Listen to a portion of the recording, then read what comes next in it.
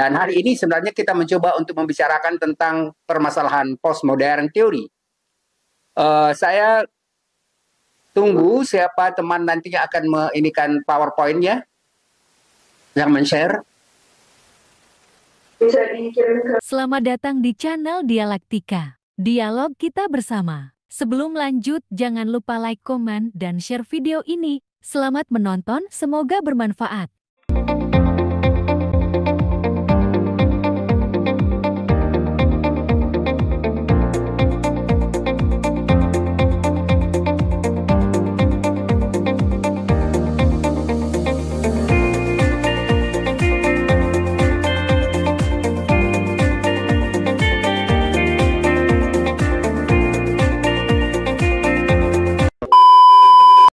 Sudah ada rencana untuk mengambil tentang tesis temanya? Belum ya. Kita memang mengarah ke sana. Jadi makanya kita sekarang misalnya mencoba untuk menjelaskan apakah nanti mau ambilnya tentang penelitian yang sifatnya positivistik, artinya yang benar-benar kita bisa amati, atau misalnya critical theory, kita misalnya melakukan penelitian, tapi juga sekaligus nanti melakukan kritik terhadap ya yang ada. Kemudian atau nanti kita menggunakan misalnya pemikiran postmodern, dan ini yang lagi akan kita bahas hari ini. Dan kemudian nanti justru sebenarnya ada yang menarik juga ketika misalnya mencoba untuk menjelaskan tentang permasalahan yang sifatnya virtual terrorism. Itu sebenarnya menarik. Saya nggak tahu, mudah-mudahan ada yang, kalau misalnya Tiara sekarang mencoba untuk mengambil tentang virtual terrorism, terorisme atau terorisme cyber, ada mulai sekarang cari-cari beberapa tulisan tentang itu, dan itu cukup luas sebenarnya di internet ya. Jadi minggu lalu sebenarnya kan teman-teman sekalian, itu ada dijelaskan tentang, saya minta Anda buat tugas tentang permasalahan ontologi ya pada positivisme ya, tapi ini belum hadir semua, dan kemudian misalnya pada critical theory dan postmodern theory. Tapi yang paling jelas nanti sebenarnya ketika Anda mencoba untuk melakukan riset yang berhubungan dengan cyber, berarti sekarang Anda bisa berhadapan dengan dua realitas yang bisa diamati secara langsung dan realitas ya virtual. Artinya Anda mencoba untuk bisa melakukan melalui riset yang menghubungkan ontologinya, maksudnya realitas yang Anda teliti pada kajian yang sifatnya cyber, itu berarti berkaitan dengan dua realitas yang bisa diamati dan juga misalnya berkaitan dengan yang sifatnya virtual. Tapi nanti itu akan lebih kita jelaskan tentang pendekatan itu, metodenya, itu nanti mungkin lebih ketika misalnya kita sudah masuk pada era virtual itu, era cyber. Halo, Valen dari program apa? Kak Ika? Ya, Pak. Kak Ika, Pak. Kak Ika. Ya, saya baru hari ini dapat nama-nama dari teman-teman semua.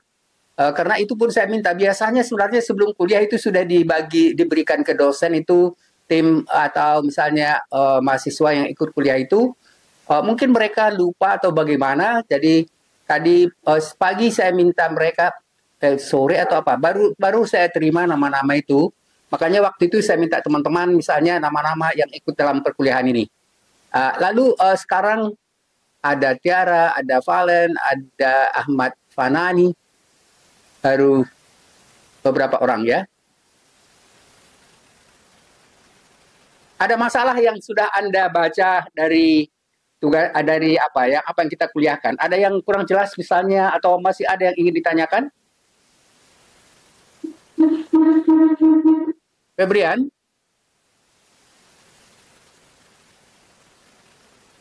Siapa? Ya, gimana? Apa kabar Febrian? Ini yang membantu terus itu untuk menyampaikan informasi ke teman-teman semua ya.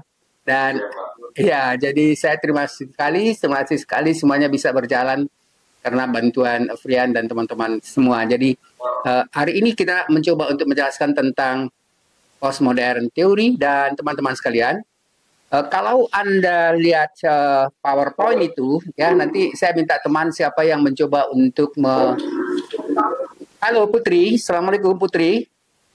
Apa kabar? Putri, Saya Pak baik baik ya. Putri dari KIK atau KT? dari KT Pak. Oke, oke. Ya, sudah ada apa? Mikir-mikir apa yang akan diteliti tentang masalah apa? Tema apa? Belum. Belum ada sih Pak sejauh ini. Ya, coba mulai-mulai kita sebenarnya kan mencoba sekarang mengarah ke sana. Jadi nanti semua paradigma yang kita jelaskan ini sebenarnya Anda bisa memilih salah satu dari apa yang kita bahas itu. Dan hari ini sebenarnya kita mencoba untuk membicarakan tentang permasalahan postmodern teori. Saya tunggu siapa teman nantinya akan menginikan PowerPoint-nya yang men-share. Bisa dikirim ke saya aja Pak, terus nama Sabita. Oh, itu sudah saya kirim ke si.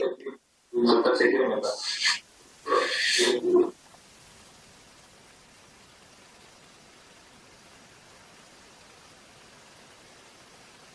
Terima kasih Sabita. Sabita dari KIK juga? Dari KT Pak. Oh, KT. Sudah ada rencana untuk tema untuk apa? Tesis? Sudah Pak, tapi masih konsultasi lagi sama DPA saya juga Oh, ya. Tentang korban tidak korban dalam terorisme. ya korban dalam terorisme. Itu korban itu yang akan Anda teliti itu wilayahnya di mana? Daerahnya di mana? Kalau dari saya sebenarnya saya mau fokusnya itu ke istri dan juga anak Napiter Pak. Cuma katanya Pak Sabto itu terlalu berat, jadi saya masih eksplor lagi untuk victim, untuk fokus ke victim. Ya, tapi saya pikir tema itu menarik ya. Jadi kan paling tidak itu pengaruhnya untuk mereka ya. Jadi pengaruh dari katakanlah misalnya suami atau orang tua itu pada anak-anak. Tapi saya pikir sebenarnya itu tinggal dibatasi saja. Jadi artinya makanya saya tanya tadi kira-kira di wilayahnya mana gitu ya. Dan seandainya misalnya Anda nanti ada mau dapat apa masukan, mudah-mudahan dia bersedia. Ada yang saya bimbing tapi dia di PTIK itu sangat bagus, dia lulus summa cum laude ya. Jadi itu dia sebenarnya melakukan satu riset yang sangat luas dan dia melakukan apa termasuk misalnya wawancara dengan Mbak Asir, pokoknya dia benar karena dari polisi ya, dan dia lebih bebas untuk bisa melakukan pertanyaan kemana-mana ya, riset kemana-mana. Jadi seandainya ada ini saya juga kemarin saya lagi menguji juga satu S3 dari PTIK dan ya cukup bagus. Kemarin aja baru apa pertama dia sudah dapat nilai 85 86 lah ya.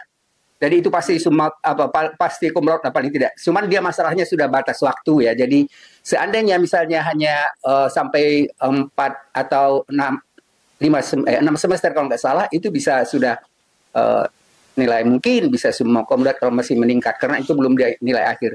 Teman-teman sekalian, jadi saya harapkan sebenarnya mulai semester ini Anda sudah punya gambaran apa yang akan diteliti ya. Malah sebenarnya saya harapkan kalau bisa itu sudah ada proposal dan apalagi misalnya sudah ada penunjukan untuk siapa rencana untuk promotor.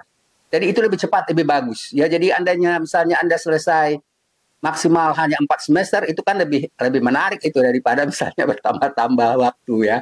Jadi mulailah sekarang untuk memikirkan itu. Jadi Sabita itu berapa orang yang dari KIK yang ikut semester ini? Dari kajian teroris. Kajian teroris. Di semester ini ada 8 orang. 8 orang. Ya. Jadi tapi menarik juga ya, mungkin sama banyak antara yang perempuan dan yang laki-laki. Ya, jumlahnya. Kalau untuk perempuannya kita ada 3 mahasiswa Pak. Oh, 3 mahasiswa. Sekarang mungkin sudah hadir bertiganya. Jadi dari apa? Dari polisi juga atau dari mana? Enggak. Sudah ada dari HI Pak. Oh, dari HI. HI itu sekarang HI itu menarik sekali sebenarnya kalau yang berhubungan dengan apa yang disebut dengan permasalahan yang sifatnya itu memang masalah global ya. Jadi kewarganegaraan global atau yang apa-apa. Saya sekarang lagi menulis tentang, dan itu hal-hal yang sangat menarik, yaitu adalah politik ya, virtual politik ya. Dan itu rencana saya akan sampaikan juga melalui PowerPoint. Jadi ada sekarang yang saya tulis itu sebenarnya ada malah yang nulis itu 220, tahun 2020 ya. Jadi itu yang saya ambil itu sekarang itu semuanya di atas tahun 2000. Jadi itu adalah satu perkembangan baru yang berkaitan misalnya dengan apa yang kita sebut dengan virtual politics ya. Jadi teman-teman sekalian, sangat menarik sekali sekarang perkembangan karena memang di Eropa Amerika itu sekarang itu bergerak sekali atau berkembang sekali pengetahuan-pengetahuan yang baru misalnya tentang virtual economic, virtual politik, virtual ini, virtual dan seterusnya. Jadi saya lihat sekarang ada kecenderungan itu. Jadi seandainya misalnya ada teman-teman mana tahu nanti ada yang mau mencoba untuk mengambil tentang tema yang sifatnya ke politik itu ya, karena sebenarnya kalau kita bicara misalnya tentang ya, katakanlah misalnya tentang masalah teroris, itu juga bisa Anda lihat dari perspektif politik ya. Bisa misalnya lihat dari perspektif ekonomi, bisa lihat misalnya dari perspektif lain, atau mungkin dari 2-3 bidang yang berbeda, dan itu nanti akan saya jelaskan pada pendekatan yang kita sebut dengan pendekatan interdisipliner. Ya, jadi kita akan mengarah ke sana sebenarnya. Bagaimana saya minta belum dikirim sama si Febrian? Ya, oke.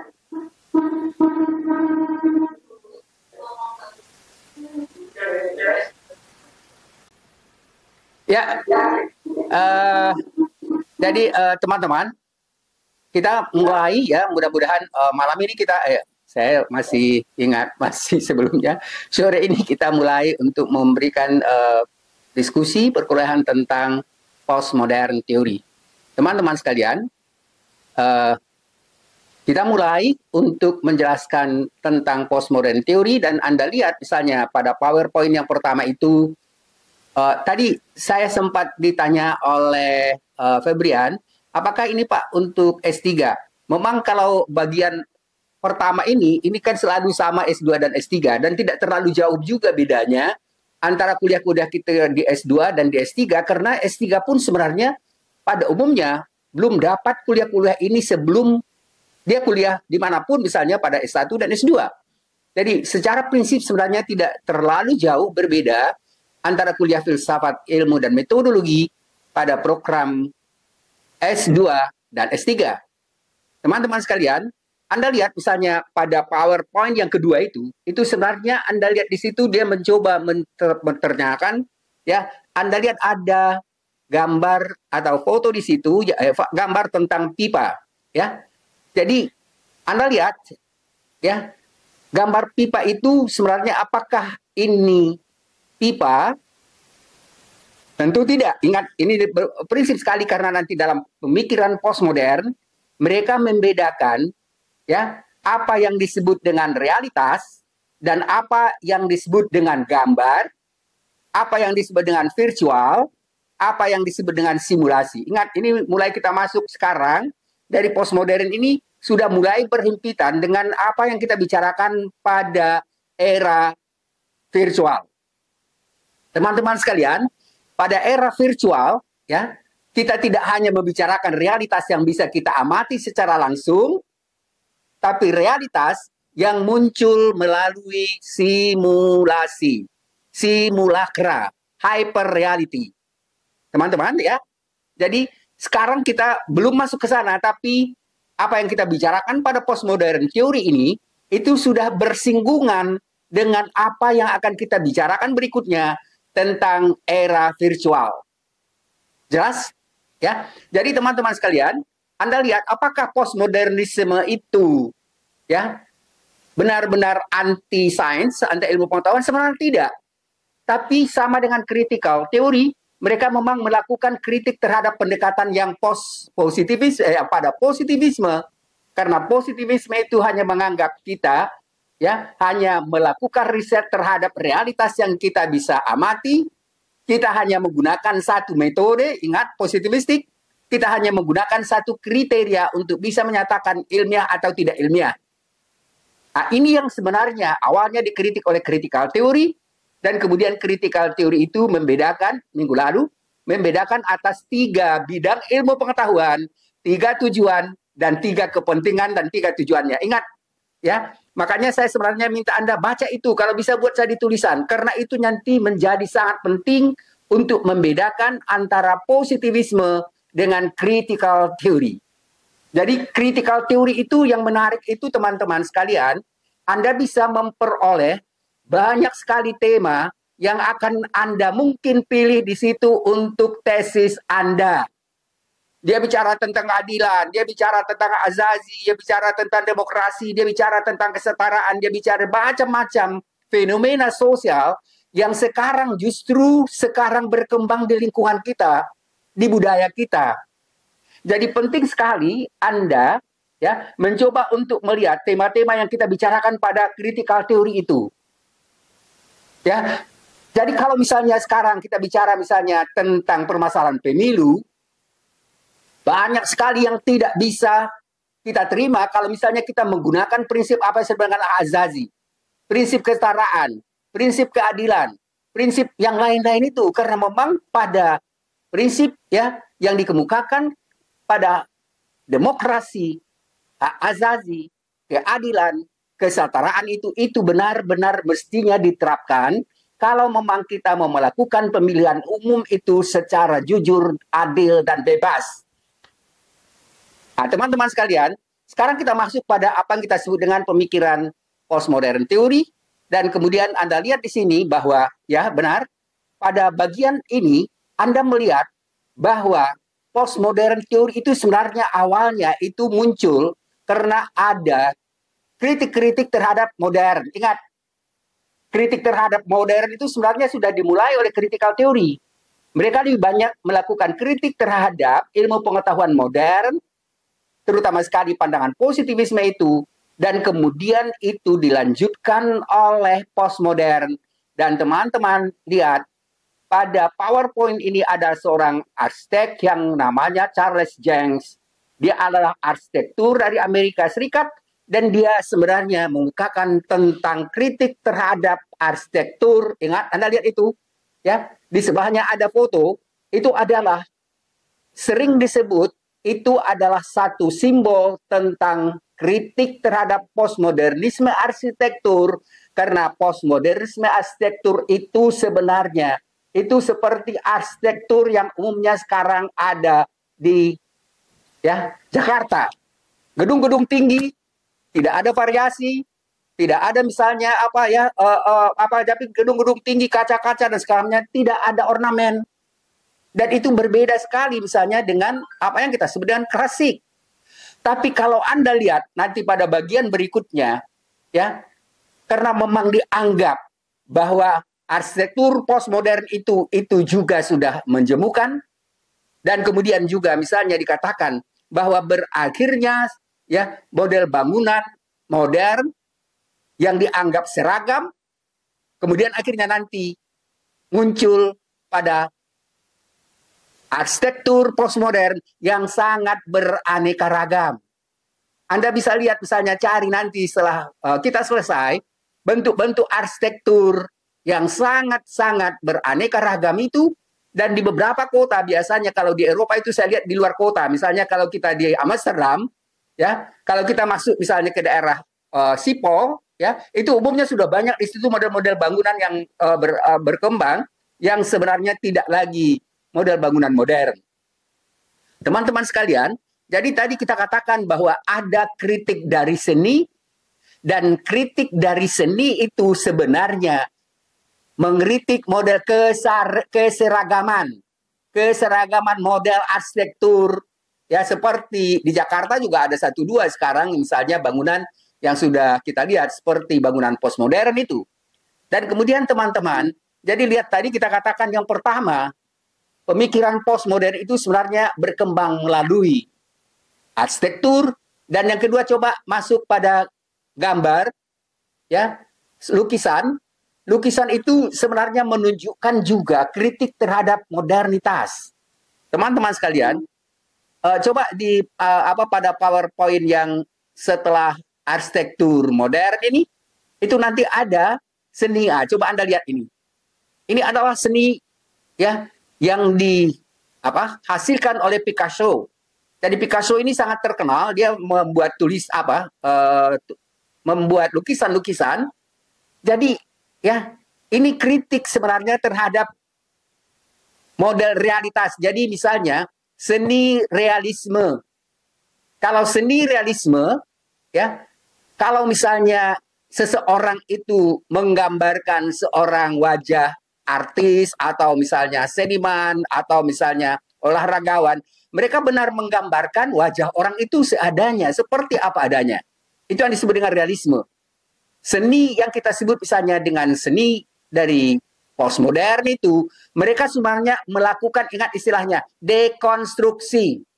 Dekonstruksi artinya mencoba, menolak, membongkar model-model yang dianggap realisme itu, dan kemudian mereka membentuk atau membangun suatu bentuk ya seni yang kita sebut seni ini adalah termasuk seni postmodern. Jadi nanti misalnya mereka mencoba menjelaskan misalnya ini tidak termasuk, kayaknya ini ada yang disebut dengan trois musiciens, itu adalah 3 seniman, dan 3 seniman itu sebenarnya model lukisan-lukisan yang nggak jauh berbeda dengan ini. Jadi teman-teman sekalian, kita sekarang mencoba untuk menjelaskan bahwa postmodern itu melakukan dekonstruksi pemberontakan terhadap pandangan modern, dan pandangan modern itu diawali dengan munculnya misalnya kritik pada arsitektur. Jadi arsitektur itu dihancurkan dengan dinamit, dan itu adalah simbol untuk kehancuran arsitektur modern. Dan kemudian pada Picasso ini adalah salah satu contoh ya dekonstruksi terhadap seni modern. PowerPoint yang berikutnya, teman-teman sekalian.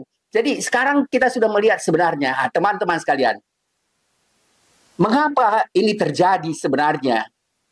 Mulai berakhirnya, atau sebenarnya sejak mulai Perang Dunia Pertama dan Kedua. Ingat teman-teman sekalian, kan modernitas itu adalah kepercayaan bahwa ilmu pengetahuan dan teknologi itu memberikan harapan akan kemakmuran, kesenangan, kesejahteraan pada manusia.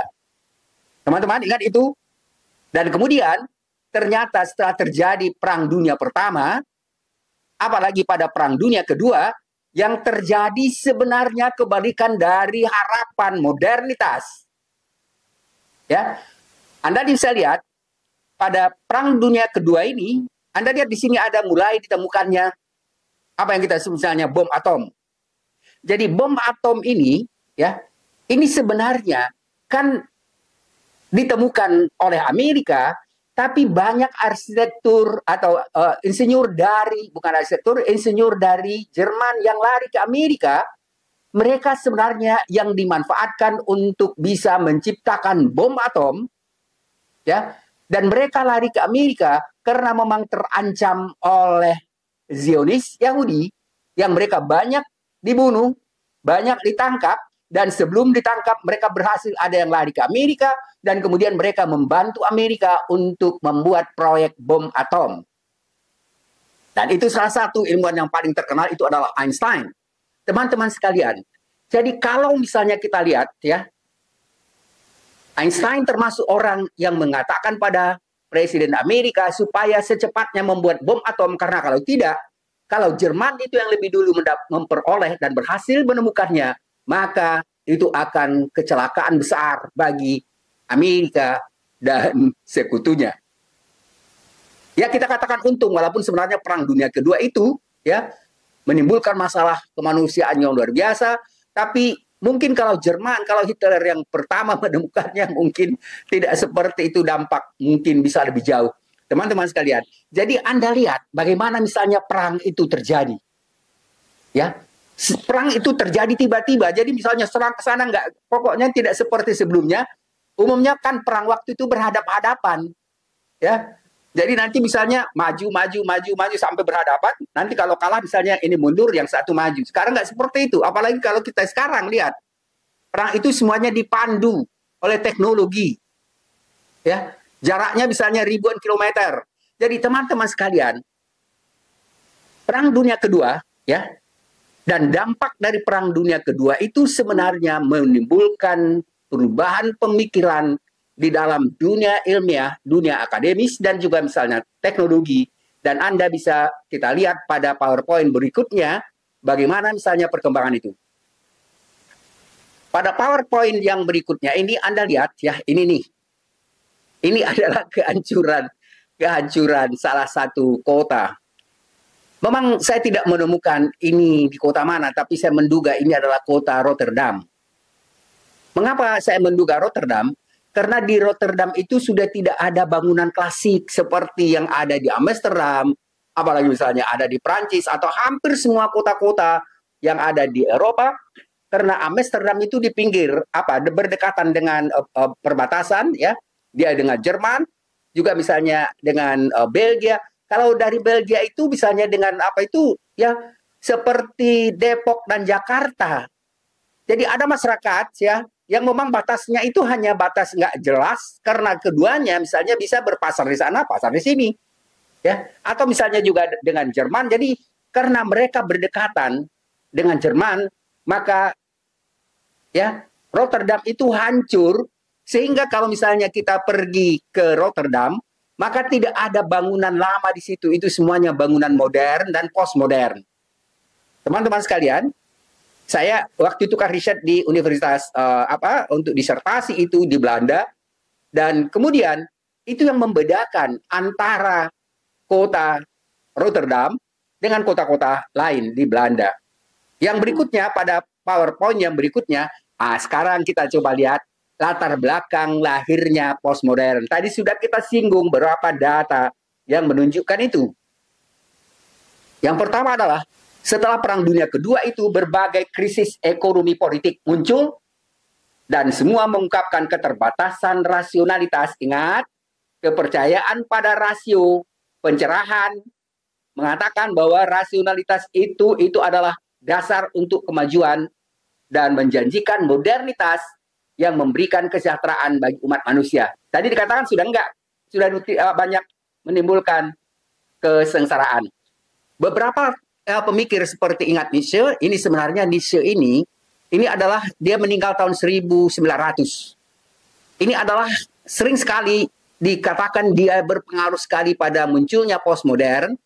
Dan ingat, Nietzsche ini sebenarnya sangat-sangat berpengaruh pada pemikiran Eropa dan termasuk waktu itu kritiknya misalnya terhadap agama Kristen yang waktu itu kan ada terjadi antara misalnya ya pemikiran yang berkembang di teologi dan kemudian di ilmu pengetahuan.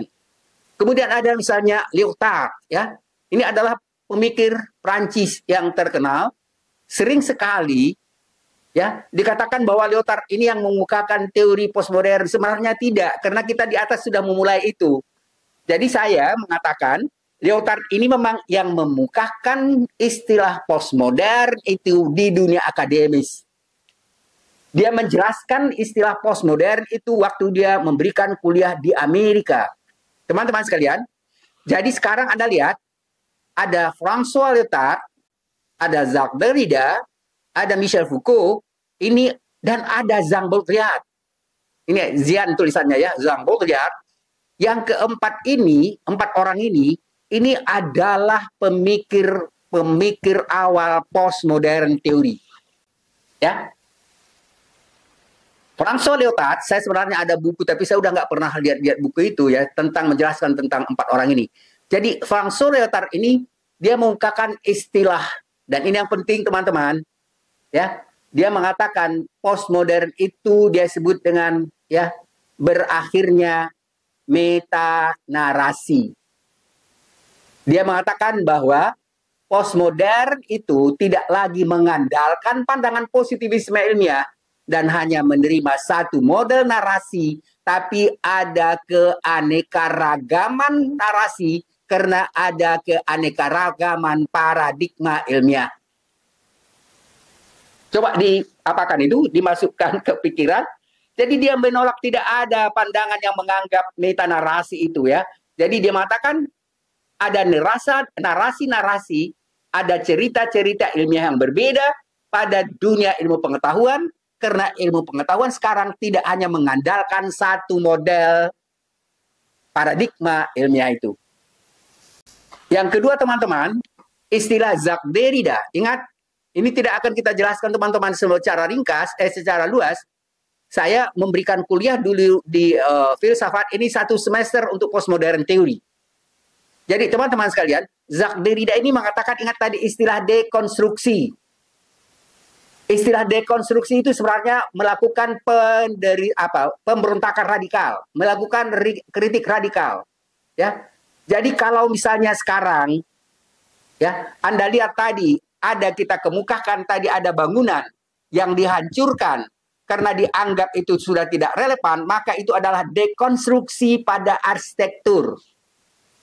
Ya, teman-teman, kalau ada yang kurang jelas, coba ditanyakan. Kalau ada tadi misalnya seni yang menggambarkan, tidak menggambarkan manusia itu seperti apa adanya, berarti itu adalah dekonstruksi terhadap seni, dunia seni.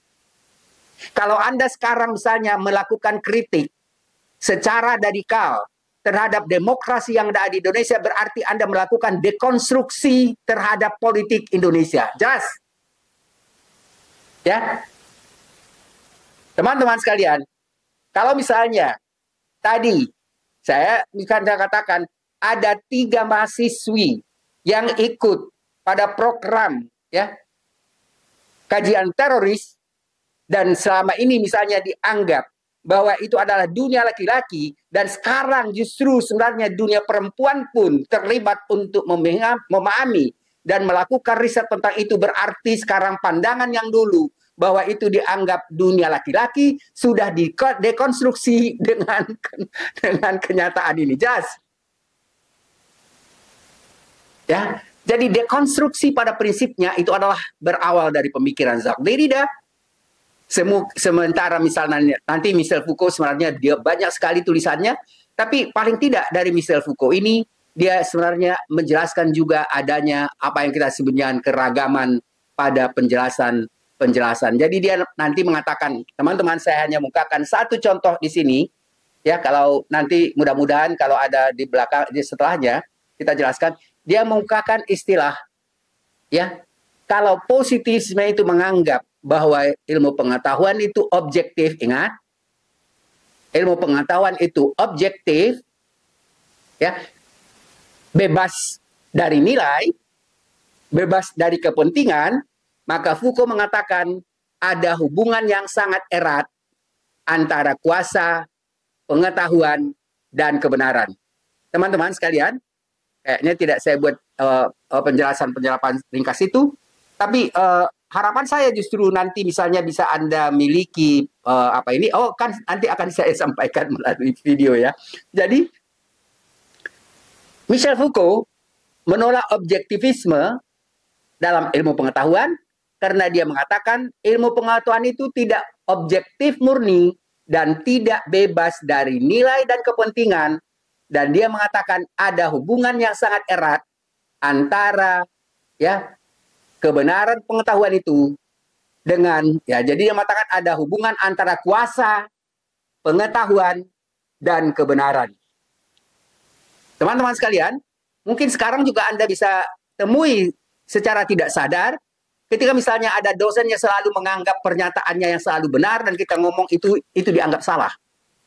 Sering sekali juga waktu ujian misalnya disertasi atau tesis, dosen itu menyalah-nyalahkan tapi dia sebenarnya tidak mengerti gitu. Lalu menyalah-nyalahkan, itu berarti dia menganggap kuasanya itu yang menjadi ukuran kebenaran.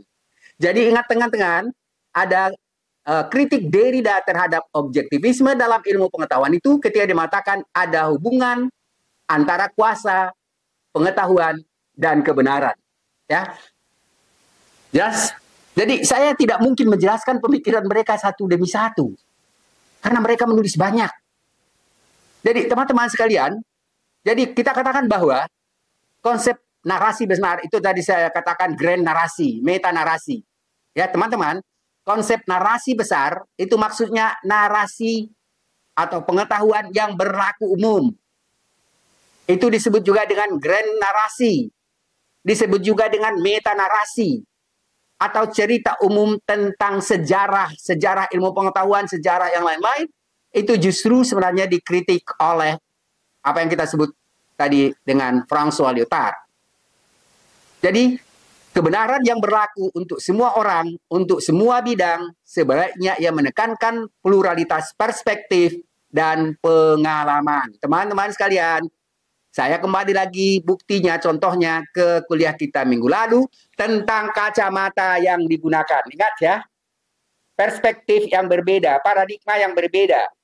Ketika ilmuwan menggunakan paradigma yang berbeda atau kepentingan dan tujuan berbeda, makanya akhirnya muncul berbagai macam perbedaan dalam kehidupan kita. Generasi muda, mak-mak, mereka tidak sama kepentingannya dengan Kim ya. Mereka punya kepentingan yang berbeda. Mahasiswa punya kepentingan yang berbeda. Kepentingan yang berbeda itu berarti nanti menghasilkan teori pemikiran yang berbeda, tujuan yang berbeda. Itu yang dijelaskan oleh Michel Foucault. Ya, teman-teman sekalian, jadi postmodern teori ini memberikan sebenarnya model pemikiran yang baru, dan mereka menolak dan menentang pandangan positivisme ilmiah. Dan berikutnya kita masuk pada yang kedua, dikatakan bahwa postmodern itu menekankan ya terhadap atau kritik skeptis terhadap kebenaran yang absolut. Ya, artinya ilmu pengetahuan yang absolut. Ingat, kebenaran itu selalu bersifat sementara, tentatif, dan dia dianggap benar sebelum dibuktikan salah oleh ilmuwan lain. Teman-teman sekalian, postmodernisme berpendapat bahwa kebenaran itu relatif dan tergantung pada perspektif individu. Perspektif kacamata yang digunakan.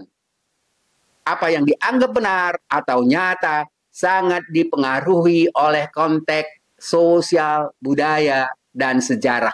Terutama sekali ini pada ilmu sosial budaya. Ya. Yang ketiga adalah dekonstruksi. Tadi sudah kita jelaskan ini, ya.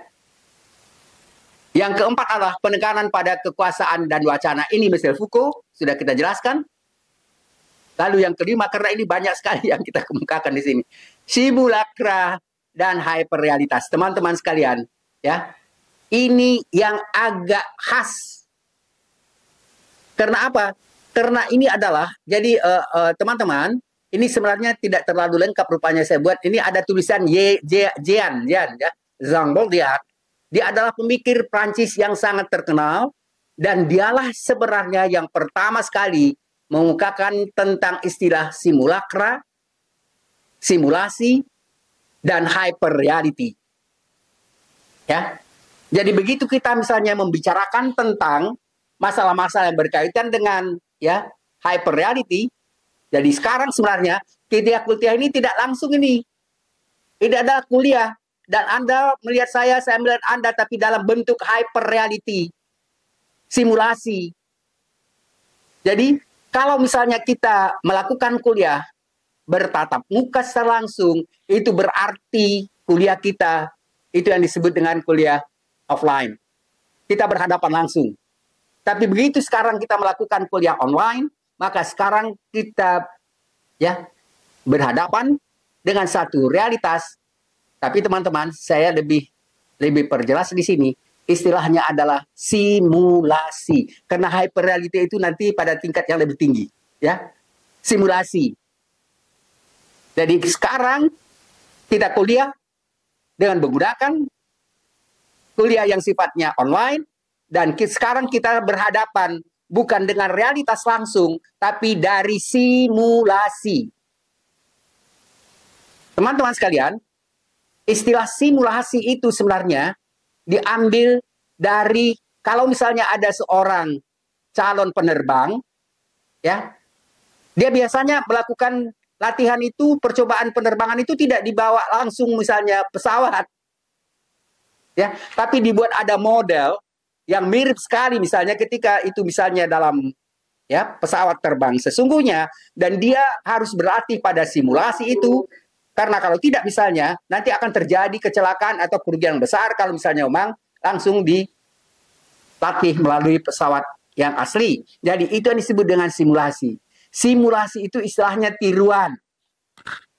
Jelas teman-teman? Jadi adalah tiruan. Tiruan apa? Tiruan dari realitas yang sesungguhnya tapi baru tahap yang pertama. Ya. Nanti kita jelaskan lebih kalau bisa ada waktu untuk hyper reality-nya dari Zhang Baudrillard ini. Nanti masuk yang kedua, itu tidak lagi realitas yang sesungguhnya. Anda bisa lihat, ada orang yang tidak mengerti misalnya bahasa Inggris, kemudian dia bicara seperti bahasa Inggris fasih sekali. Udah mulai dia masuk pada tahap kedua. Ada saya lihat misalnya nyanyian macam-macam lah ya. Yang orangnya sebenarnya bukan dia, suaranya dia. Tapi semua itu bisa dia lakukan, geraknya, semuanya itu semua dengan sesuai suara, dengan apa yang seperti sesungguhnya. Itu sudah dia naik lagi pada realitas tahap kedua. Dan yang ketiga lebih abstrak lagi, sampai pada realitas yang sepenuhnya hasil imajinasi. Tidak ada realitasnya. Ingat teman-teman sekalian, nanti kita akan bicara tentang virtual reality, dan pada virtual reality kita sebenarnya memberikan contoh yang menarik itu tentang Elon Musk. Ingat tadi kalau kita katakan, ya teman-teman sekalian, pada positivisme ilmiah itu, ya orang bicara tentang objek yang benar-benar dapat diamati, kita nanti justru masuk pada realitas yang mungkin bisa Anda teliti adalah dalam bentuk simulasi. Tapi sekarang ilmu pengetahuan itu sangat mengandalkan bukan fakta yang dapat diamati saja, tapi hasil imajinasi dan kreativitas. Elon Musk bergerak pada model tataran ilmiah seperti itu. Istilahnya sekarang teman-teman dia bilang, kan sekarang dia bilang di di Mars itu sudah ada coupling-coupling. Coupling apa? Couplingnya itu lebih sebenarnya coupling dalam pengertian itu adalah apa yang disebut dengan cloud. Jadi masing-masing kita itu ada daerah kita di luar angkasa sana yang tidak bisa diganggu gugat oleh orang lain. Ya, teman-teman sekalian, itu yang kita sebut dengan tidak ada realitasnya, tidak bisa diamati, tapi dia tidak bisa mempunyai ya wilayah masing-masing di ruang angkasa sana. Dan teman-teman sekalian, data-data yang ada di cloud itu tidak bisa hilang, dan sekarang itu yang diributkan orang melalui apa yang disebut dengan fufu fafa. Jelas?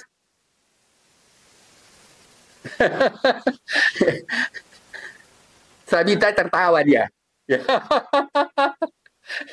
Teman-teman, kuliah kita sebenarnya sangat-sangat, kalau ada waktu panjang itu sangat menarik karena kita menghadapi realitas baru. Jadi fufu fafa itu bagaimanapun disembunyikan tidak bisa karena selalu ada jejak-jejak yang tidak bisa dihilangkan sepenuhnya, ya. Dan itu yang kita sebut tadi contohnya adalah fufu fafa. Teman-teman sekalian, jadi tadi kita katakan bahwa ya Zhang Baudrillard ini sangat menarik. Jadi seandainya Anda nanti mau mengambil, baik misalnya di kepolisian atau misalnya dari teman-teman yang dalam kajian teroris, mungkin sekali kalau Anda memang mengambil tentang permasalahan cyber, ya sedikit banyak harus tahu tentang pemikiran dari Zhang Baudrillard. Nah, sekarang sebelum kita lanjutkan, kalau ada yang mau bertanya silakan. Maaf, saya ngopi. Ada? Gimana, Sedita? Ada yang mau dijelaskan? Atau misalnya dari Febrian? Atau misalnya dari Ahmad Panani? Atau Valen, ada?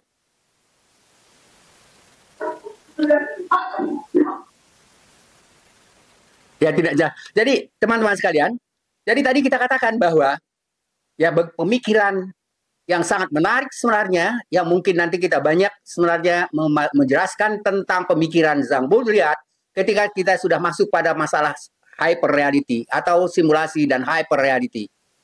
Nah, secara umum postmodern ini kita lihat, teman-teman sekali, secara umum kita lihat ya apa yang terjadi? Tadi kita katakan ini arsitektur modern. Ini yang model-model umumnya ada di Jalan Sudirman dan Tamrin, ya.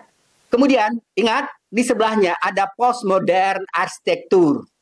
Wah, ini kalau misalnya kita pergi ke beberapa kota di Eropa dan di Indonesia sudah ada, saya lihat sedikit ada misalnya gedung yang baru juga di Depok, ya, kampus Depok. Tapi ini adalah Anda lihat ini, ya, ada satu bangunan yang menarik di Rotterdam itu seperti kaktus, ya, teman-teman sekalian. Jadi postmodern teori itu adalah sebenarnya model cara berpikir baru, menggunakan paradigma baru, dan kemudian tadi kita kemukakan itu ketika kuliah pertama dengan bagaimana misalnya perubahan paradigma berpikir dari modernitas ke postmodern.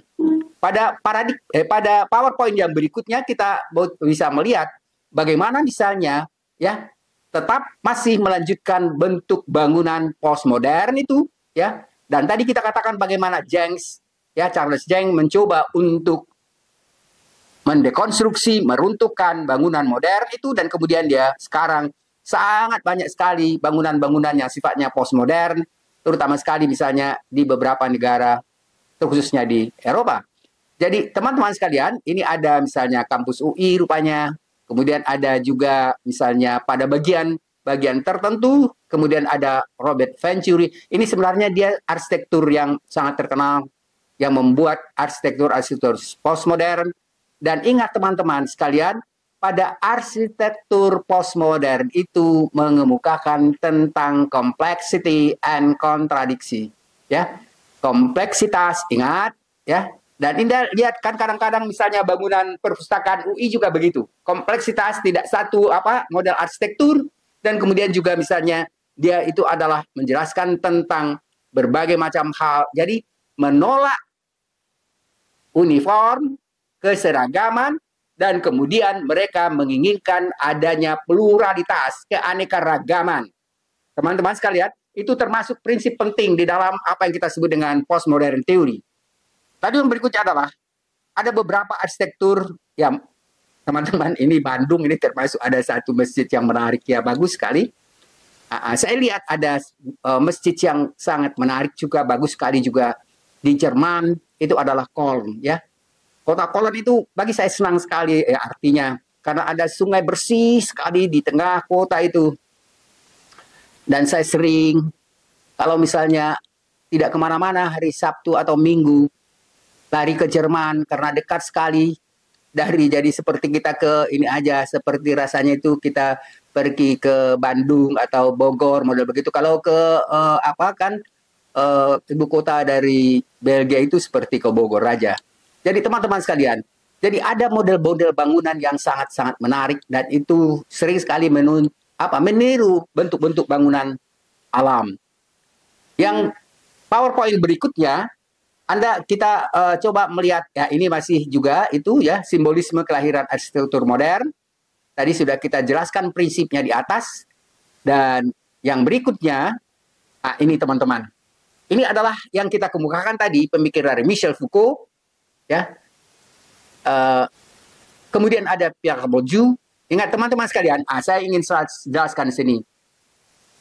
Pierre Bourdieu ini, dia seorang pemikir terkenal juga dari Prancis. Dia lahir di Aljazair. Ingat, ya. Tadi kita katakan kalau tidak salah juga François Lyotard itu lahir di Aljazair, karena waktu itu Aljazair itu adalah kolonialisme, negara yang dikoloni oleh Belanda, dan banyak mereka misalnya, ya, yang orang-orang Belanda itu tinggal di Aljazair, dan ini Pierre Bourdieu ini juga lahir dan besar di Aljazair, tapi kuliahnya dia di Paris. Teman-teman sekalian, saya ingin menjelaskan sedikit pada teman-teman, dan nanti kalau misalnya ada minat untuk mengambil pemikiran Pierre Bourdieu ini lebih terkenal pandangannya tentang apa yang disebut dengan kapital, ya, modal.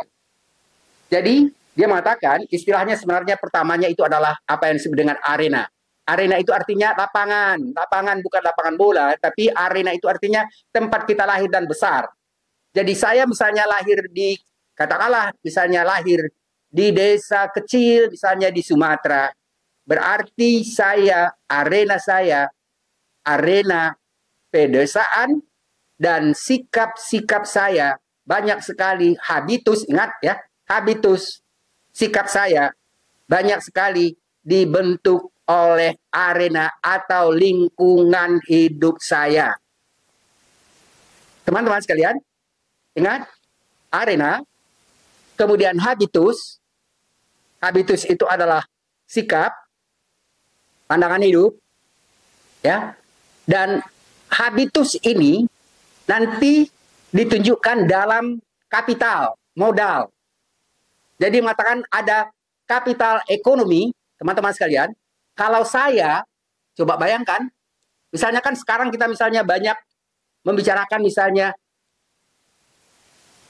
katakanlah misalnya orang ya, posisi kehidupan ininya itu banyak ditentukan oleh apa yang disebut dengan kapital ekonomi. Jadi kalau ekonomi orang tua bagus, kaya, maka itu adalah kapital yang bisa membentuk dan memungkinkan saya lebih berkembang, lebih maju daripada orang desa yang ekonominya lemah, tidak bisa misalnya mengikuti pendidikan sampai ke tingkat, katakanlah misalnya universitas, apalagi universitas yang tinggi, ya, yang bagus ininya, misalnya kalau Indonesia UI, maka sekarang orang yang memiliki modal atau kapital ekonomi itu akan memungkinkan dia bisa lebih berkembang. Ingat, kapital ekonomi. Tapi di luar itu, kalau saya atau orang tua saya mempunyai kapital ekonomi, kemungkinan ya, saya juga nanti akan memiliki kapital sosial. Kalau misalnya orang tua saya kaya dan kemudian punya jabatan, ya, jabatan orang tua itu berarti dia mempunyai hubungan sosial dengan banyak para pejabat dan orang-orang yang katakanlah misalnya memiliki tingkat sosial yang tinggi. Jadi ingat, saling hubungan antara apa yang disebut dengan arena, kemudian kapital ekonomi, kemudian kapital sosial, dan kapital budaya. Kalau misalnya Anda dilahirkan dari keluarga kaya, keluarga pejabat, dan hubungan kapital sosialnya tinggi, maka ada kemungkinan Anda memperoleh apa yang disebut dengan kapital budaya. Ya, kapital budaya. Kapital budaya ini, jadi kalau Anda memiliki mulai dari kapital ya ekonomi, kapital sosial, ya, kapital intelektual, kapital budaya, itu berarti Anda memiliki apa yang disebut dengan kapital simbolis, ya. Teman-teman sekalian, banyak sekali mahasiswa S2, S3 mengambil teori dari Pierre Bourdieu ini untuk kerangka teori atau konsep di dalam disertasi dan tesisnya. Saya selama ini misalnya, apalagi misalnya dari mahasiswa yang banyak sebenarnya ini perhatian ini adalah dari polisi di K3, PTIK. Ya. Jadi mereka waktu saya masih kuliah di UI, mereka belum saya ngajar di sana, mahasiswa-mahasiswa itu datang ke Depok dan kemudian itu menanyakan pemikir-pemikir, terutama sekali yang kita bicarakan hari ini. Ya. Jadi pemikir Pierre Bourdieu ini sampai sekarang ini banyak sekali digunakan sebagai kerangka konsep teori untuk tesis dan disertasi, dan saya pikir memang sampai sekarang ini masih sangat relevan digunakan. Yang kemudian adalah tentang Jacques Derrida. Tadi kita katakan dia tentang metode dekonstruksi. Jadi kalau Anda mau melakukan kritik secara radikal terhadap satu masalah, berarti Anda menggunakan ya metode yang disebut dengan metode dekonstruksi dari Jacques Derrida. Sebenarnya sudah ada saya buat di dalam kuliah-kuliah untuk metode, ada sekitar 8 kalau tidak salah ya. Dan itu kebanyakan memang dari pemikir-pemikir yang bukan semuanya postmodern. Jadi ada yang disebut dengan semiotik, ada dekonstruksi, ada analisis wacana kritis, ada fenomenologi. Jadi teman-teman sekalian, itu adalah metode-metode yang banyak digunakan pada metode penelitian kualitatif. Yang berikutnya ini adalah Anthony Giddens. Ya, ini adalah sosiolog yang sangat terkenal. Dia adalah sosiolog dari Prancis, ya. Teman-teman sekalian, dia ini sebenarnya menggunakan atau mengungkapkan satu metode juga yang disebut dengan metode strukturasi, ya. Metode strukturasi itu sangat terkenal dari Anthony Giddens, dan itu sebenarnya adalah menjelaskan tentang bagaimana ya positivistik dan hermeneutika itu, kuantitatif dan kualitatif itu digabungkan menjadi satu, ya. Tapi ini penjelasannya agak sederhana ini, dan kemudian menggabungkan itu menjadi satu metode baru yang disebut dengan strukturasi, ya. Teman-teman sekalian, ada yang kurang jelas yang ingin ditanyakan dari yang 4 tadi, dan ini justru kita rupanya mulai masuk lagi ke pemikiran Jacques Derrida. Teman-teman sekalian, ini sebenarnya tema-tema yang sangat menarik. Saya dulu waktu di FIB ajarkan ini, berikan kuliah ini untuk semua program doktor dan S2 di FIB. Saya bisa mengajar 450 mahasiswa di situ setiap semester, setiap tahun dan mengajar lagi misalnya di beberapa program. Saya hampir mengajar di semua program doktor di UI dulu, ya. Jadi saya mulai pagi sampai malam, dan sekarang memang udah capek sekali, dan ini saya sekarang yang bertahan boleh dikatakan penuh ini hanya di KIK dan KT ini. Di program S3 dulu memang saya juga hampir semuanya, tapi saya sekarang hanya bercoba bertahan di KIK ini. Teman-teman sekalian, jadi kita masuki PowerPoint berikutnya. Nah, ini dari François Lyotard, ya. Jadi dia menulis satu buku yang mengemukakan tentang the postmodern condition itu, dan dia sebut sebagai sebenarnya salah suatu tokoh postmodern teori, ya. Jadi dia mengatakan bahwa sains postmodern itu menurut Lyotard adalah sains yang didasarkan atas mekanika, ya, ingat, kuantum, dan itu adalah sebenarnya menolak apa yang kita sebut misalnya sebelumnya itu pada paradigma atau model pemikiran Newton, ya. Itu sudah kita jelaskan pada waktu kita menjelaskan bagian pertama. Jadi Newton paradigm, ingat gambarnya adalah orang yang lagi panco, bukan apa ya. Jadi itu adalah perubahan paradigma dari paradigma Newtonian ke paradigma Einstein. Dan sekarang paradigma Einstein itu sebenarnya yang mempengaruhi apa yang kita sebut tadi dengan model berpikir atau paradigma dari Elon Musk. Nanti kita jelaskan itu pada kuliah minggu depan, dua kuliah berikutnya mungkin kita akan berikan contoh tentang Elon Musk. Teman-teman sekalian, kita lanjut saja. Ini ya, nah, tokoh-tokoh postmodern dan konsep penting. Ingat, kita ulang lagi.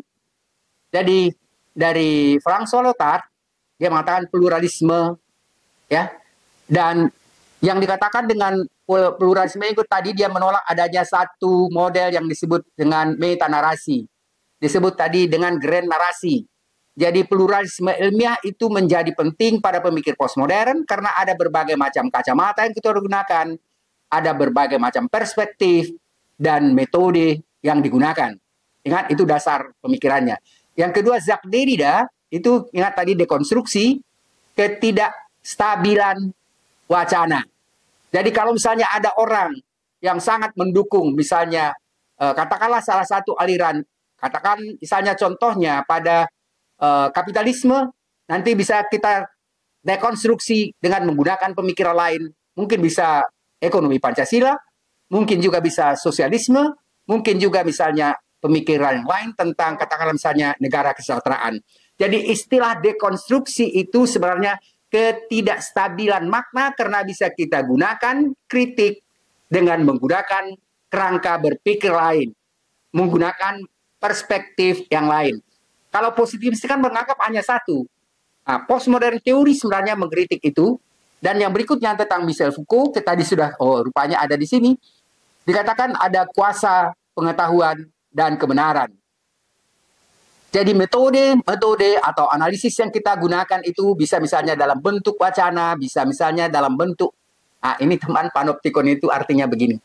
Ya, panoptikon itu sebenarnya istilah yang dikemukakan oleh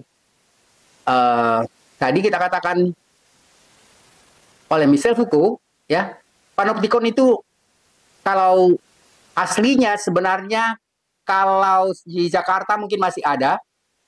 Kalau misalnya kita pergi ke rumah tahanan, sekarang penjara, rumah lembaga pemasyarakatan, di tengah-tengah itu biasanya ada bangunan tinggi, dan bangunan tinggi itu di atasnya itu sebenarnya kelilingnya semuanya dibuat kaca, dan tujuannya itu yang dikatakan panoptikon itu adalah pengawasan pada semua orang yang ada di dalam ya penjara itu atau misalnya rumah pemasyarakatan itu, dan kemudian itu adalah bentuk teknologi untuk mengawasi para napi. Nah, panoptikon sekarang justru sebenarnya tidak lagi dalam bentuk panoptikon yang dikemukakan oleh Michel Foucault, tapi panoptikon melalui teknologi. Teman-teman sekalian, ya, kemarin kita waktu ada rapat untuk membuka program baru lagi di kajian strategi global, ya, itu adalah mungkin sebelumnya sudah saya kemukakan itu tentang apa yang disebut dengan saya katakan jangan lagi misalnya hanya menggunakan ya kepemimpinan model lama, tapi lebih bagus kalau kita buka sekarang apa yang disebut dengan virtual leadership, kepemimpinan virtual. Panoptikon sekarang ya pada era informasi itu adalah apa yang kita katakan misalnya yang secara sederhananya adalah CCTV. Ya. Kalau saya misalnya selama di Belanda tidak pernah ketemu dengan polisi, apalagi di jalan-jalan, karena semuanya sudah menggunakan teknologi CCTV itu. Sekarang misalnya dalam perang, orang menggunakan misalnya apa yang disebut dengan pesawat-pesawat kecil-kecil itu apa namanya? Saya lupa. Ya, teman-teman sekalian. Jadi sekarang teknologi itu menjadi panoptikon baru. Panoptikon adalah alat untuk mengawasi. Ya, jadi termasuk sebenarnya ya ini juga bisa dikatakan model panoptikon ya karena bisa kita misalnya juga ditelusuri berada di mana lagi ngomong dengan siapa, tapi ada yang lebih canggih lagi yang kita sebut dengan panoptikon yang lebih baru. Dan teman-teman sekalian, para orang-orang dari KPK sebenarnya biasanya mereka memiliki satu teknologi yang bisa mengawasi orang ya termasuk misalnya walaupun di Eropa atau Amerika mereka bisa coba awasi melalui panoptikon yang kita katakan tadi model teknologi pengawasan elektronik. Yang berikutnya adalah Richard Rorty. Ya, dia sangat berpengaruh pada apa yang disebut dengan multikulturalisme. Teman-teman sekalian, kalau nanti teman-teman ada yang mau mengambil tesis tentang multikultural, salah satu sebenarnya yang bisa Anda telusuri pada pemikiran Richard Rorty. Tapi ada yang lebih terkenal lagi, misalnya bukan dia, tapi itu dia namanya, ada beberapa sebenarnya, ada beberapa multikultural. Saya lupa teman-teman, tapi begini, seandainya nanti teman-teman misalnya ada menemukan ya, atau mau mengambil tema tentang permasalahan multikultural, Anda cari saja melalui internet itu pasti banyak ketemu. Tapi Richard Rorty sebenarnya dia lebih banyak membicarakan tentang masalah filsafat ilmu pengetahuan ya, dan juga permasalahan sosial, dan salah satu di antaranya tentang multikultural ini. Yang berikutnya adalah Jean Baudrillard. Tadi sudah saya katakan istilah simulakra, simulasi, hyperreality, dan libidinal economic. Teman-teman sekalian, yang dimaksud dengan libidinal economic itu adalah ekonomi hasrat. Ingat teman-teman sekalian, kalau misalnya kita sekarang melihat ya di media-media, maka kita selalu melihat adanya apa yang disebut dengan upaya untuk ya merangsang orang untuk membeli semua produk-produk baru. Istilah itu yang dikemukakan oleh Jean Baudrillard, sama juga sebenarnya ada pada pemikiran François Lyotard ya, yang mengatakan istilah libidinal ekonomi hasrat. Ingat, libido itu berawal dari pemikiran Freud, psikolog. Jadi sekarang yang dimaksud dengan ekonomi libidinal itu adalah ekonomi hasrat, yaitu keinginan yang untuk membeli terus barang baru itu tanpa ada batasnya. itu yang disebut dengan liberal economic.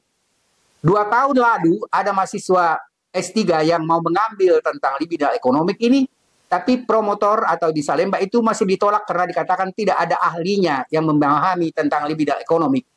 Padahal sebenarnya itu waktu itu tema yang sudah dibuat dalam bentuk proposal sederhana dan itu saya yang mengajukan itu. Jadi ada 2 model istilah yang berdekatan tentang permasalahan ekonomi ini. Yang pertama adalah yang kita sebut dengan liberal economic, yang kedua adalah ekonomi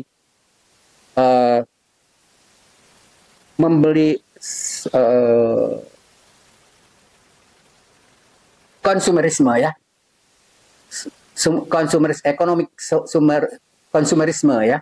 Jadi teman-teman sekalian, Anda bisa ya, tapi ini kan kebetulan tidak pada bidang Anda, pada ilmu sosial yang kita katakan tadi. Dan kemungkinan sebenarnya tidak menemukan istilah tentang apa yang disebut dengan economic liberal atau misalnya consumer society. Yang berikutnya adalah Frederick Jameson. Ini yang ketemu ternyata consumer society ya, masyarakat konsumer. Kemudian di situ juga dikemukakan liberal economic. Ini sebenarnya sangat menarik untuk orang-orang ekonomi ya. Yang berikutnya adalah Gilles Deleuze dan Félix Guattari. Teman-teman sekalian, nanti kita coba jelaskan Gilles Deleuze dan Félix Guattari ini ketika kita menjelaskan tentang salah satu teori atau pemikiran dalam filsafat ilmu yang istilahnya adalah apa yang disebut dengan arborescence ya. Jadi konsep ilmu sebagai pohon dan sebagai arborescence. Yang berikutnya adalah Félix Pierre Bourdieu. Tadi sudah saya kemukakan, rupanya ada apa di sini ya yang disebut dengan metode strukturasi, kemudian ada habitus, ada kapital intelektual, kapital ekonomi, kapital budaya, dan kapital simbolik. Tadi sudah kita jelaskan itu. Dan kemudian ada Daniel Bell, dia adalah salah seorang sebenarnya tokoh post-industrial society, masyarakat post-industri, dan dia sebenarnya ahli dan sekarang termasuk ahli terkemuka di dalam sosiologi. Ya, saya pikir semua program pasca sarjana, apalagi yang berkaitan dengan sosiologi, tidak mungkin tidak membahas Daniel Bell karena dia salah seorang ilmuwan sosiologi yang terkemuka yang membicarakan tentang post-industri. Dia belum masuk pada apa yang kita sebut sebenarnya, mungkin akhir-akhir ini mulai masuk ke era informasi. Yang berikutnya adalah Anthony Giddens ya. Metode strukturasi tadi kita katakan itu. Kemudian ada jalan ketiga. Jalan ketiga ini sebenarnya dia mencoba untuk melakukan juga ya apa yang kita sebut misalnya 2 pemikir yang sangat dominan selama ini di ekonomi, yaitu sosialisme dan kapitalisme, dan dia mencoba untuk menggabungkan, memadukan 2 teori ekonomi yang bertentangan itu, dan kemudian dia menyebut istilahnya itu dengan ekonomi ketiga, jalan ketiga. Teman-teman sekalian, yang berikutnya adalah Julia Kristeva. Ini tokoh feminis ya, tokoh gender. Jadi dia terkenal sekali, misalnya beberapa ilmuwan yang membicarakan, dan pasti di kajian gender kemarin saya lupa ada satu orang yang nyelonong ke kelas kita, ternyata dia namanya bukan dari program kita. Lalu akhirnya dia tanya tentang tugas-tugas. Lalu saya bilang, Anda dari KT atau dari KIK? Pak, enggak, dia bilang, saya dari kajian gender. Wah, kajian gender kayaknya nggak masuk di sini, saya bilang. Kalau begitu ke depan Anda nggak usah ikut, karena berarti Anda sudah mendapatkan kuliah ini, karena dia katanya dia udah semester 2 ya, atau 3, itu berarti Anda sudah dapatkan kuliah ini, tapi bukan dari saya, tapi itu tim saya dulu, itu Ibrahim, saya bilang.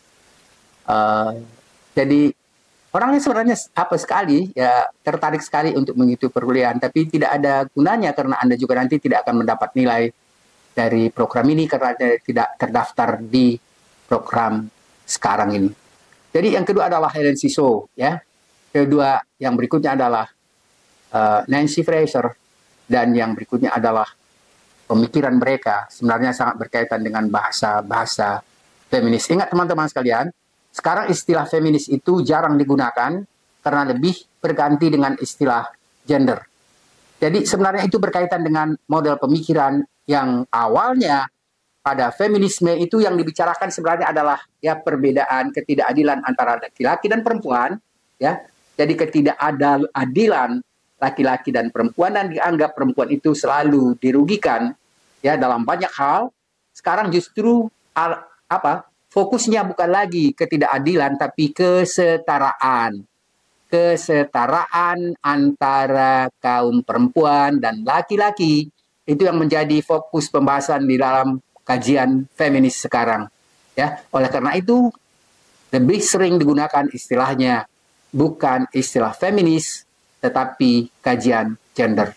Dulu di UI awalnya itu namanya kajian feminis. Saya dari awal pembukaan program itu saya sudah ikut mengajar di situ, tim dengan Prof. Titi Harto Nur Hadi, dan kemudian dari ekonomi dia waktu itu jadi ketua prodinya Ibu Profesor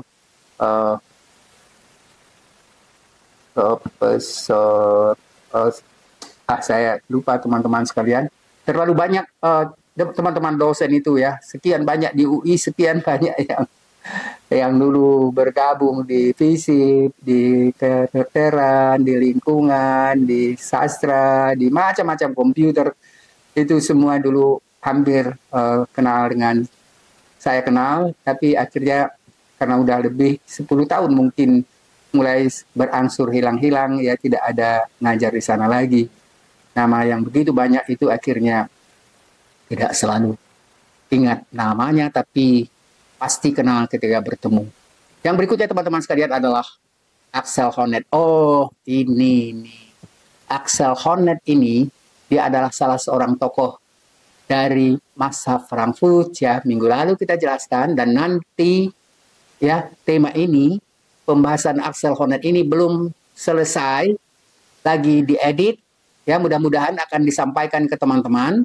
Dan Axel Honneth ini adalah salah seorang yang terkemuka setelah pemikiran Jürgen Habermas. Ingat teman-teman sekalian, Jürgen Habermas ini pada periode pertama, tokoh yang paling terkenal itu adalah ya ada dua orang, Adorno dan Max Horkheimer. Dan Horkheimer itu adalah generasi pertama, ya. Jadi katakanlah dia ada direktur pertama masa Frankfurt.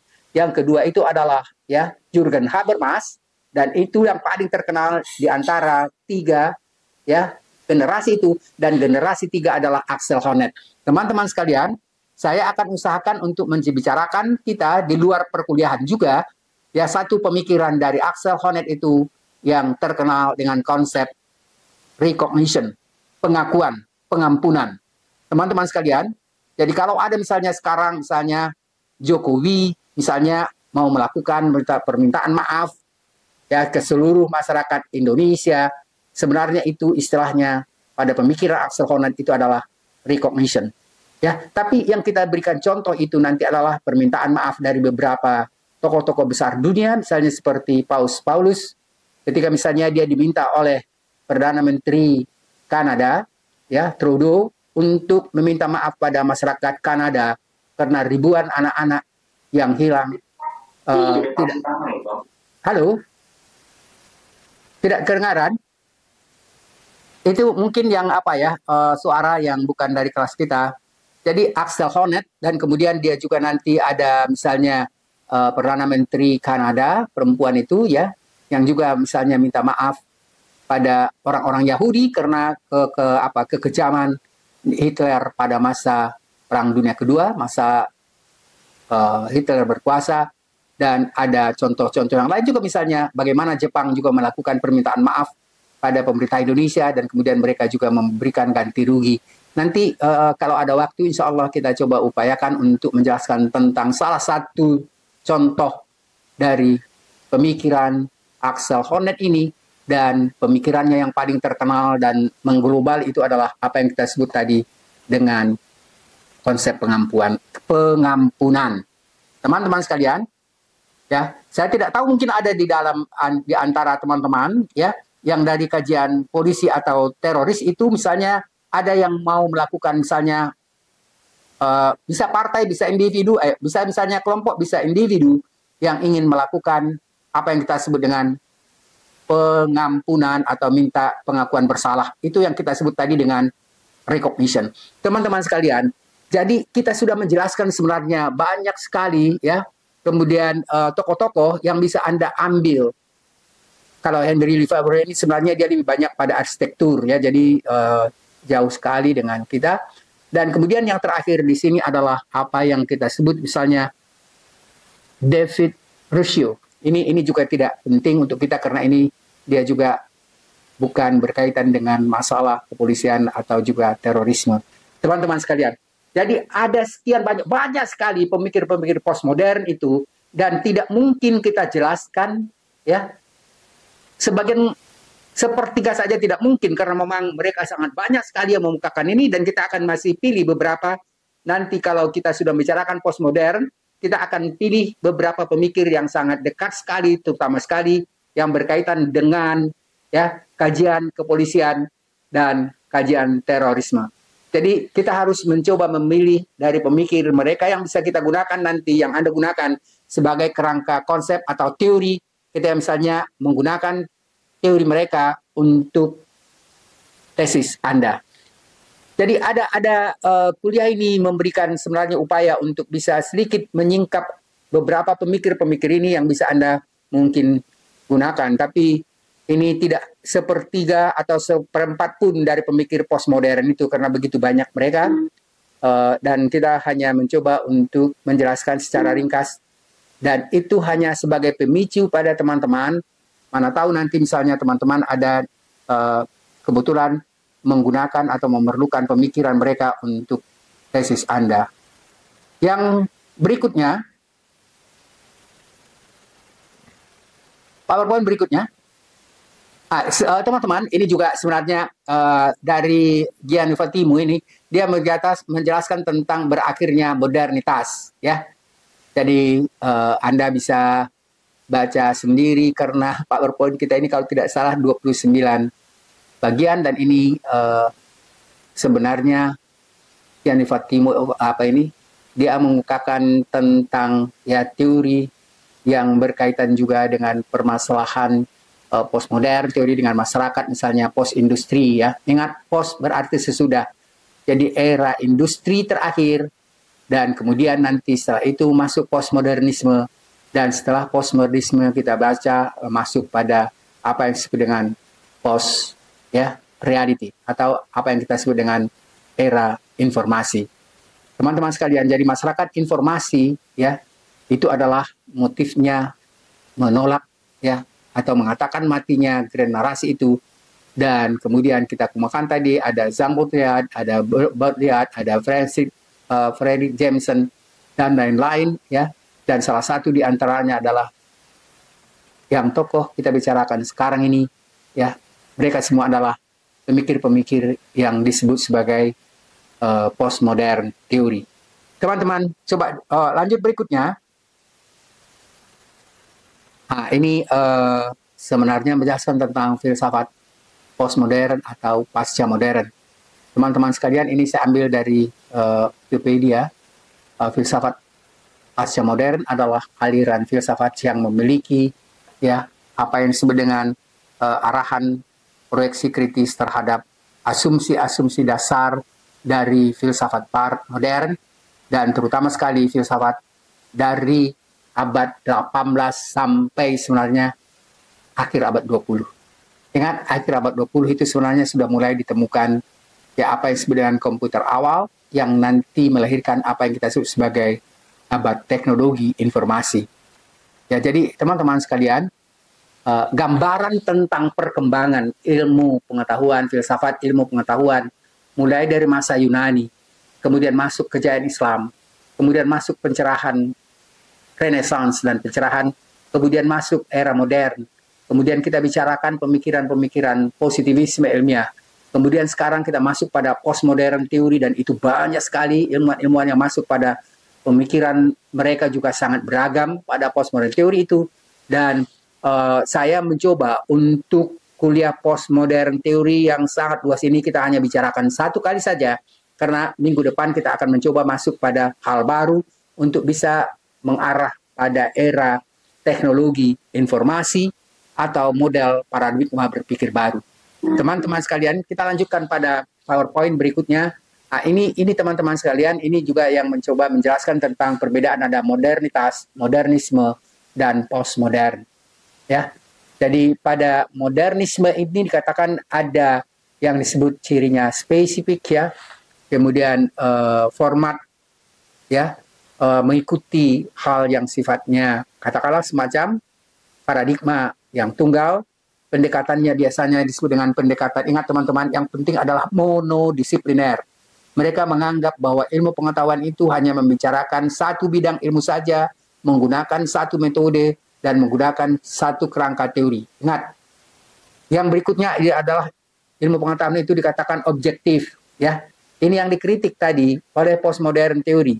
Karena mereka mengatakan, enggak, yang dimaksud dengan subjektif di sini teman-teman, bukan semau-maunya si peneliti. Tapi yang dimaksud subjektif itu, ya, teori itu sangat bergantung pada pilihan paradigma. Tergantung pada kepentingan yang ini. Tujuan kita. Jadi subjektif dalam artinya di sini tidak semau-maunya kita, tapi ya teori itu sangat tergantung pada pilihan paradigma, pilihan metode, apa tujuannya, apa kepentingannya.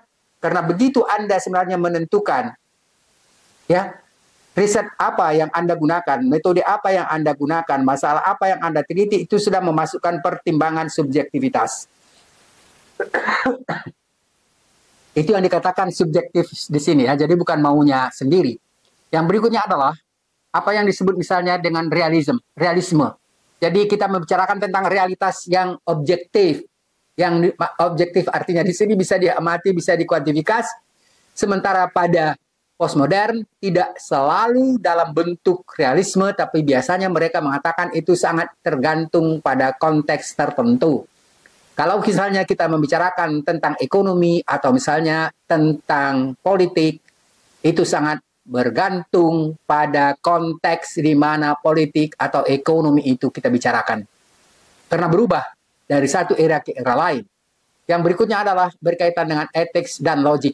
Ingat teman-teman sekalian, pada positivisme ilmiah dianggap ilmu pengetahuan itu sebenarnya tidak atau bebas dari permasalahan etika. Ya. Tapi logik tidak. Tapi etika itu dianggap moralitas tidak masuk dalam wilayah atau dilarang untuk memasuki wilayah ekonomi. Sementara pada pemikiran postmodern teori, ya, tidak ada kriteria yang seragam dan kemudian tidak ada juga misalnya penilaian yang seragam benar tidaknya suatu teori dalam dunia akademis. Karena ingat tadi ada berbagai macam paradigma, ada berbagai macam kerangka konsep dan teori. Yang berikutnya adalah ya, kalau pada bagian berikutnya ini dikatakan sangat dominan kapitalisme, ya. Sekarang dengan munculnya apa yang disebut dengan era globalisasi, biasanya kapitalisme itu berkembang menjadi neokapitalisme, dan kemudian pada postmodern teori mereka lebih cenderung sebenarnya mendukung sosialisme.